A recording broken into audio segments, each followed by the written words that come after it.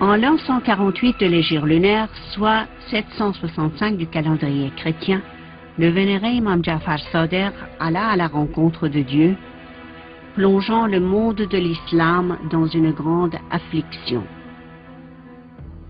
Cette personnalité avait œuvré pour la préservation et l'élaboration de la culture et des sciences islamiques.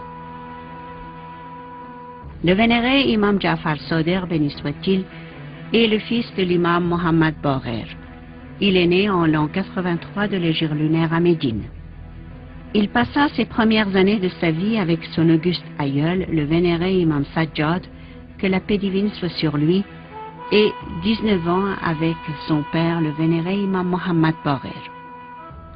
Avec son père, l'imam Sadiq s'attela à approfondir et à propager les sciences et les connaissances islamiques. L'époque de ces deux imams a été marquée par l'épanouissement de la science et de la vertu, ainsi que par l'exégèse du noble Coran et la propagation de diverses sciences.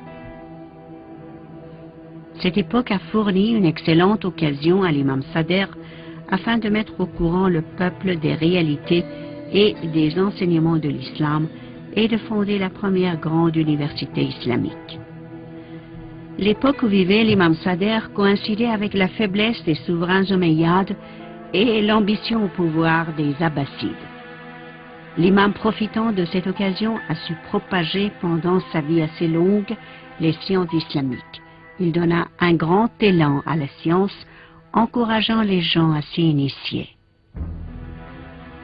De son temps, de nombreux ouvrages ont été traduits en arabe, et les nouvelles doctrines intellectuelles reposant sur les pensées athées étaient en vogue parmi les musulmans. Pour cette même raison, les doutes planaient sur les questions idéologiques. Mais l'imam Ja'far Sadiq, par d'inlassables efforts, procéda à la définition des points de la religion pour éliminer les doutes. Les connaissances de l'imam ne se limitaient pas aux sciences islamiques. Il s'initiait à d'autres sciences comme la médecine, la chimie, l'algèbre. Les personnes éprises de sciences se rendaient individuellement ou par groupe, matin et soir chez l'imam, pour lui poser des questions. Et le vénéré imam répondait à leurs questions en fonction du niveau de la compréhension de chaque interlocuteur.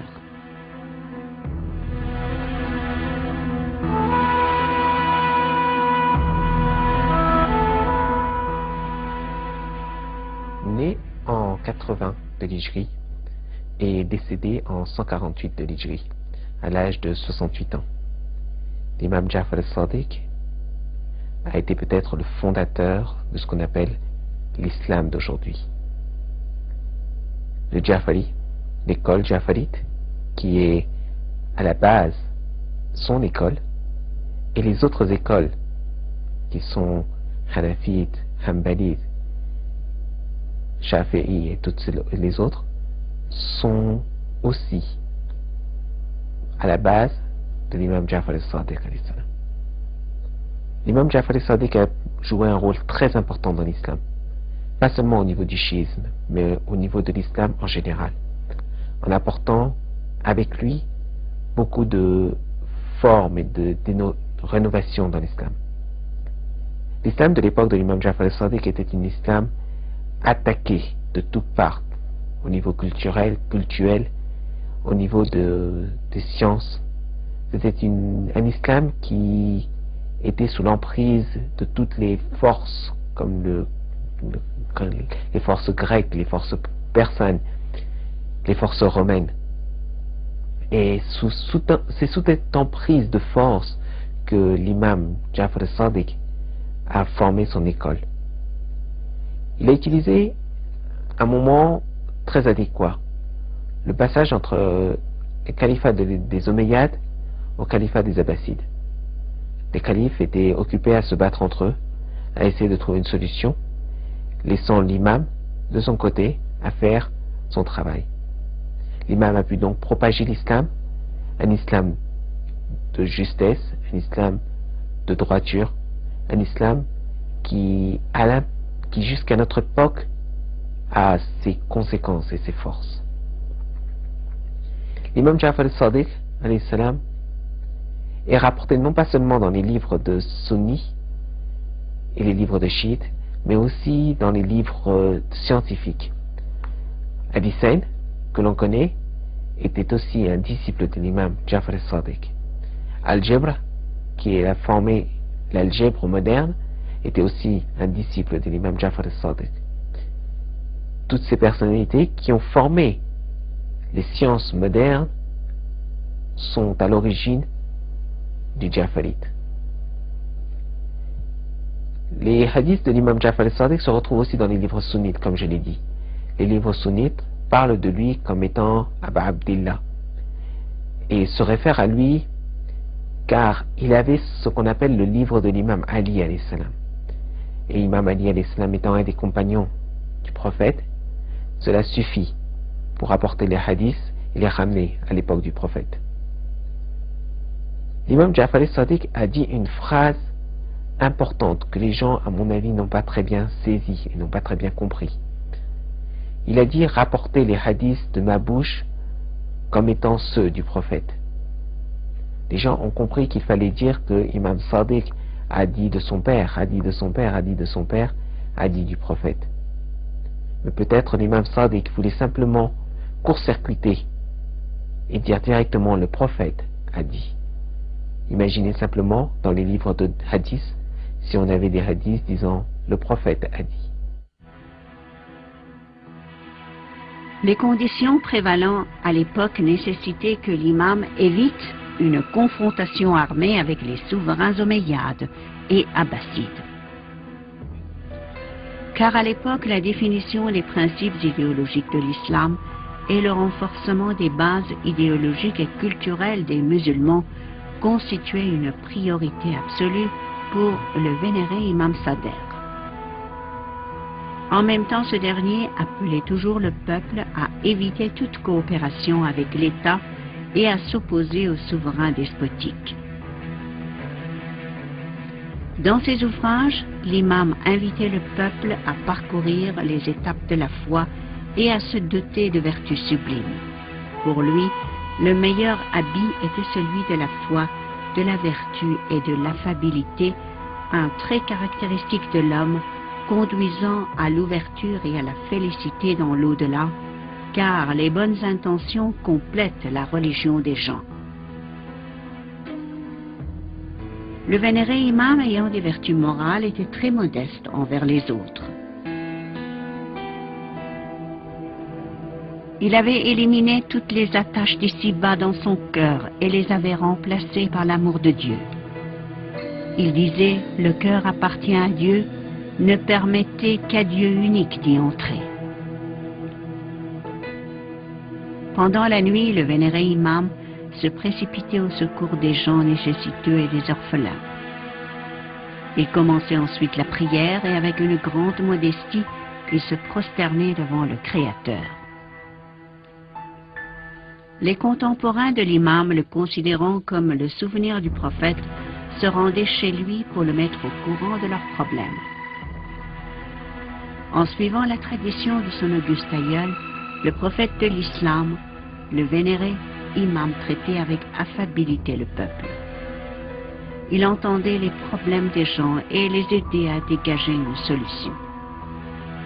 Son visage lumineux, son regard perspicace attiraient les cœurs.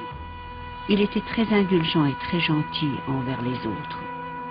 Il était hospitalier, même les étrangers et les voyageurs se rendaient chez lui et y étaient sûrs d'y trouver gîte et couvert.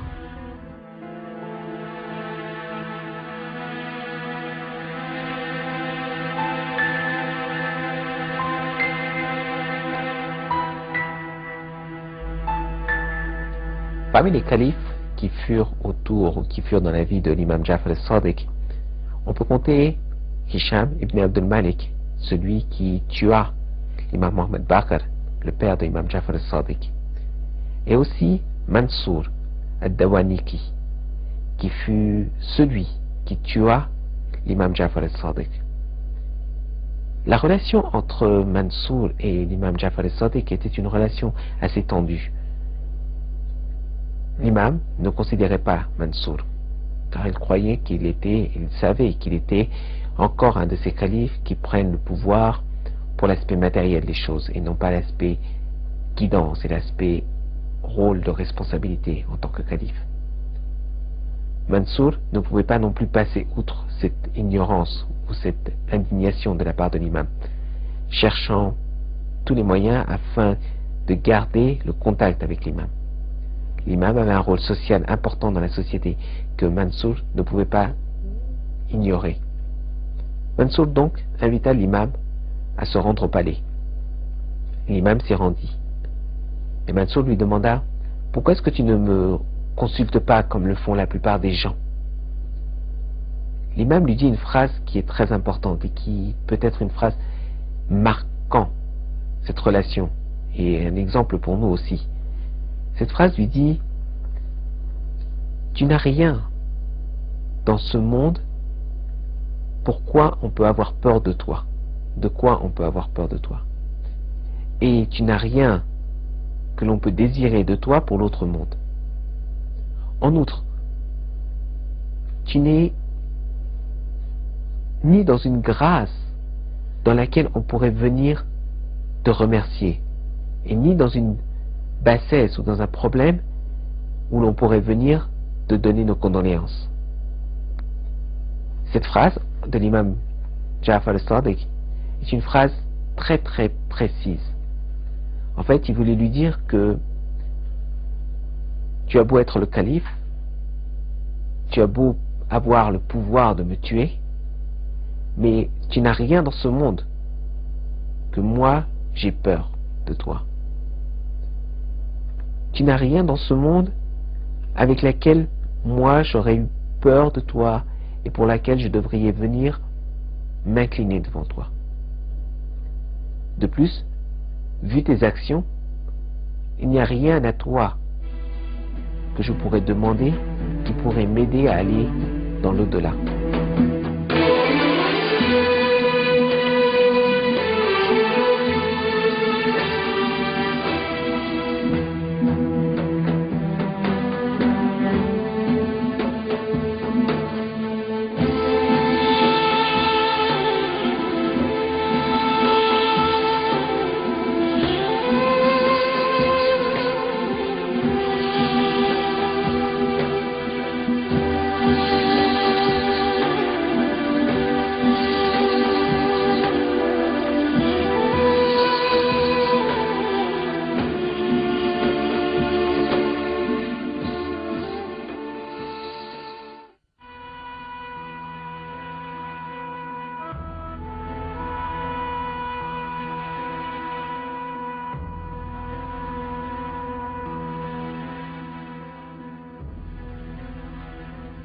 L'imam invitait les gens à créer des liens d'amitié avec les sages et les savants, car une telle amitié rapprochait davantage selon lui les cœurs tout en ayant des impacts positifs et constructifs sur la vie des gens.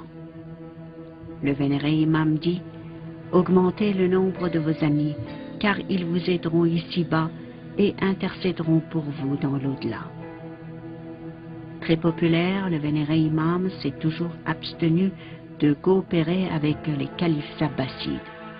Il ne s'est pas laissé duper par leur politique démagogique.